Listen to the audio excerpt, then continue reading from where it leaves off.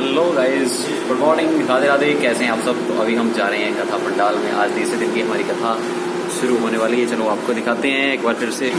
तो देखिए अभी हम जा रहे हैं कैलाश पर्वत से धरती लोक, और सबसे आगे हमारे rhythmist Prince ji from Mandi, Kartik from Hamirpur, Sunil Kumar ji from Maharal ये हमारे हमीरपुर के, और मैं आप जानते ही हैं बिलासपुर से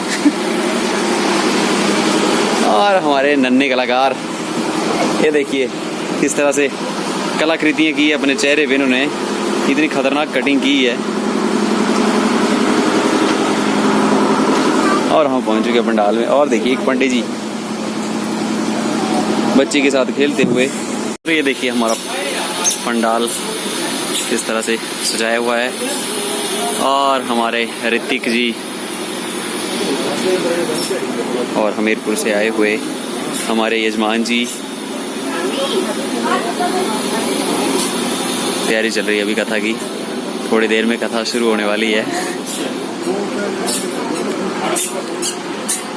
तो अब चलते हैं।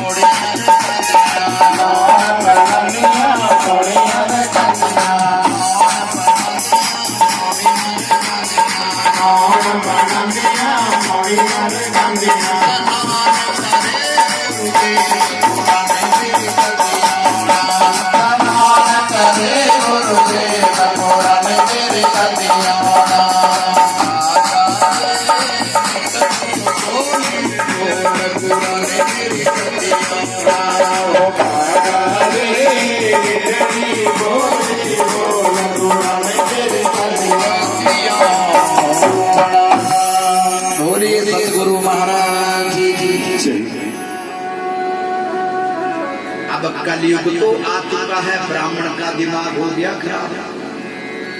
डंडा लेके वैश्य के घर में पहुंच गया, दे दे मेरा धन भाई, मैं भी ब्राह्मण का। अब वैश्य कहने लगा, ब्राह्मण देवता जब धन निकला था मैं तेरे पास लेके गया था,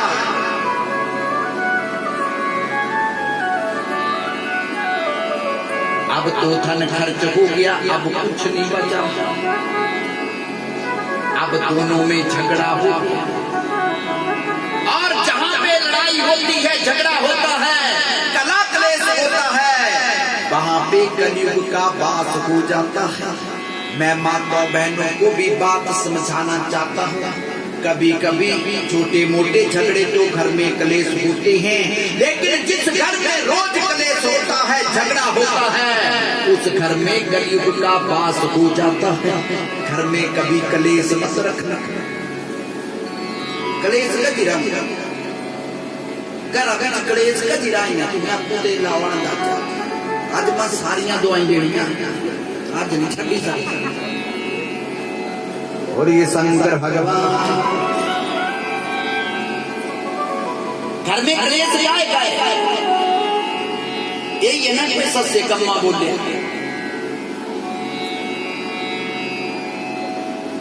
इतने भी क्लेश नहीं, रोटी 3 बार खानी था, कमाने तो पड़ना।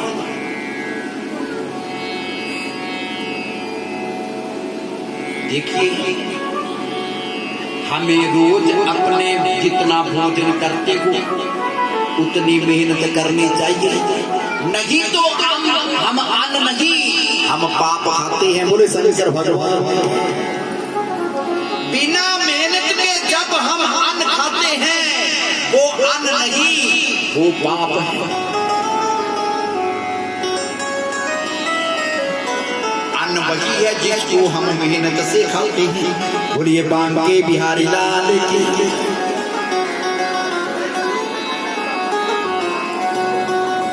जब ये सब करेंगे तो डर सके झगड़े खत्म हो जाएंगे, कलेश सखा सब प्रेम से बोलो हरे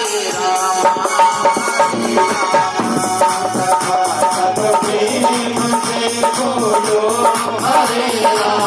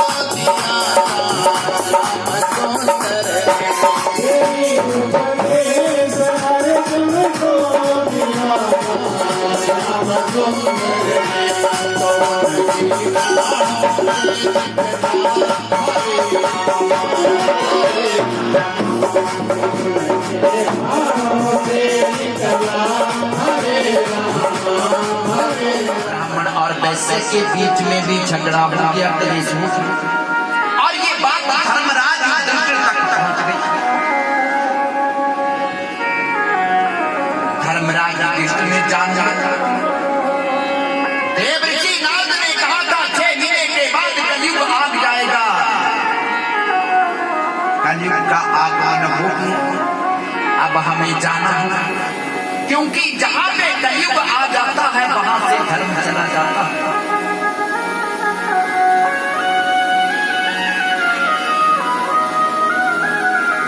और धर्मराज युधिष्ठिर ने क्या किया? कल आपने कथा सुनी थी, अभिमन्यु की पत्नी उत्तरा के गर्भ से जो बालक पैदा हुआ परीक्षित को हस्तिनापुर का राजा बना दिया।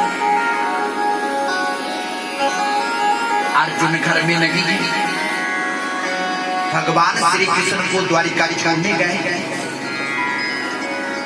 जैसे कि अर्जुन लौट के घर में पहुंचे, अर्जुन की आंखों में आंसू, चेहरे के ऊपर उदासी।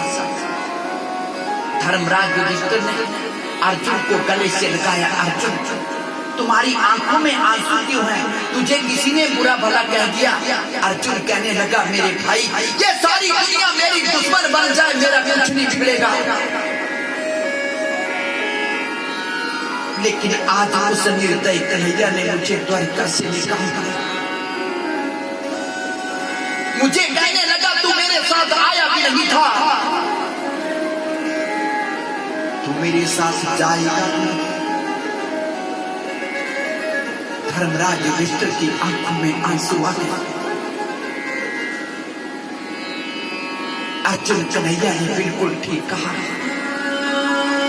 ये जीव इस संसार में अकेला आता है और संसार से बड़े बड़े रिश्ते जोड़ लेता है, क्योंकि ये भूल जाता है एक दिन इसको जाना है। बड़ी बड़ी कोठियां बना लेता है, बंगले बना लेता है, जान तो जाने ही नहीं बूढ़े शनिश्चर भगवान।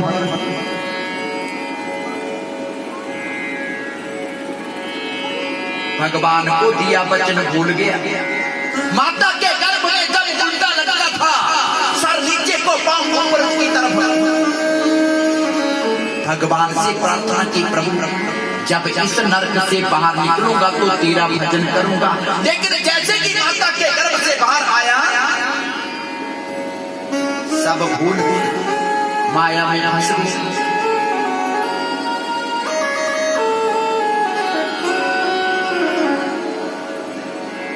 अर्जुन कन्हैया ने ठीक कहा, सबका यही हाल होगा। समझाने लगे वो तेरा अंत समय हो जब आएगा,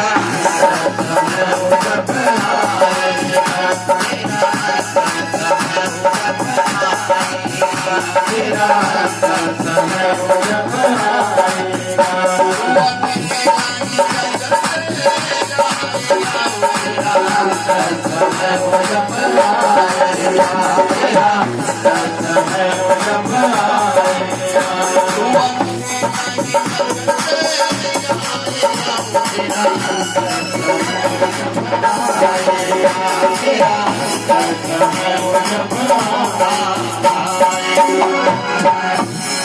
अर्जुन कन्हैया ने बिल्कुल ठीक कहा है। बड़े बड़े सपने देख लेता है, लेकिन इसको पता नहीं है इसकी कहानी कोई छोटी सी। कहने लगे सबकी जीवन की कहानी, सबकी जीवन की कहानी, दो दिन बचपन दो दिन जवानी, उजड़ा हुआ फिर कहानी, उजड़ा हुआ फिर कहानी, कोई नहीं तुझे पाएगा तेरा,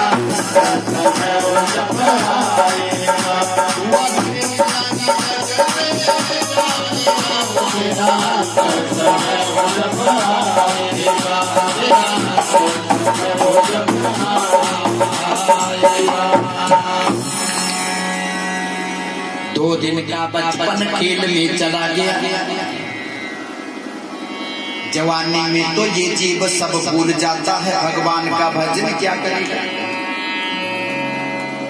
और जब बुढ़ापे में पहुंचता है तो सब खत्म हो जाता है। तब पता चलता है जीव को कि मैंने सारे जीवन में क्या किया, जिनके कातिल झूठ बोला, घर से बाहर किया, आज वो मुझे देख के भी राजा नहीं, पर अब करना क्या, समय बीत गया। बोले बांके बिहारी लाल की, सारा जीवन फंसा रहा किस चीज में, बापों से तूने माया जोड़ी, बापों से तूने माया जोड़ी, संग न जाए सब कुछ तारा रह जाएगा,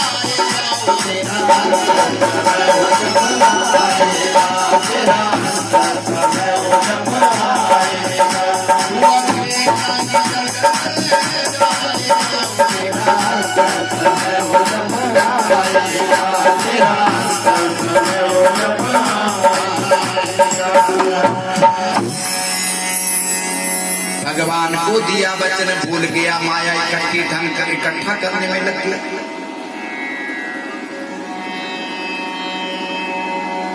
अर्जुन चलने की तैयारी कर लो, कलयुग का आगमन हो चुका है, अब हमको भी जाना। पांचों पांडव हस्तिनापुर को छोड़ने लगे। आगे आगे धर्मराज युधिष्ठिर, उसके पीछे भीम, अर्जुन, नकुल, सहदेव, सबसे पीछे द्रौपदी जा रहा। सबने जाते हुए देखा लेकिन रोक नहीं पाए, क्योंकि इस संसार को छोड़ के जब कोई जाता है शमशान घाट तक तो दुनिया जाती है, लेकिन वापिस लेके कोई नहीं आता। बोले शंकर भगवान।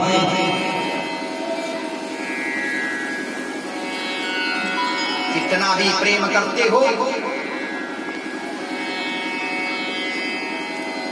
लेकिन वहां से सब वापस आ जाते हैं, जाने वाला आगे जाता है।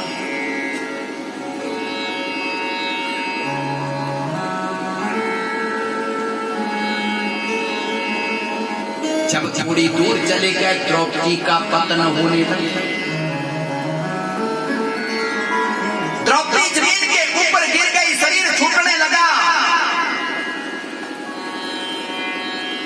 द्रौपदी ने धर्मराज युधिष्ठिर से पूछा, स्वामी मेरा पतन क्यों हो रहा? धर्मराज युधिष्ठिर ने पीछे मुड़कर के नहीं देखा, क्योंकि जो संसार छोड़ के जाता है वो कभी पीछे मुड़ के नहीं देखता, आगे चलता जाता है, लेकिन कुछ समझाता जरूर है। जाने वाले से ही सीखो, वो भी हमें सिखा के जाता है, लेकिन हम उससे भी नहीं सीखते। वो सिखाता है, जिस दिन मैं इस संसार में आया मेरी मुट्ठी बंद थी, जब खुली तो खाली। भगवान ने अन्न धन दिया, उत्तर दिए, गाड़ियां, कोठियां, बंगले। आज देख लो मैंने सब कुछ जोड़ के रखा है, दोनों हाथ खुले हैं, मैं यहां से कुछ भी लेके नहीं जा रहा। मेरी तरह तू भी मूर्खता मत करना, कुछ दान पुण्य करके आना, नहीं तो तू भी खाली ही आएगा। बोले शंकर भगवान।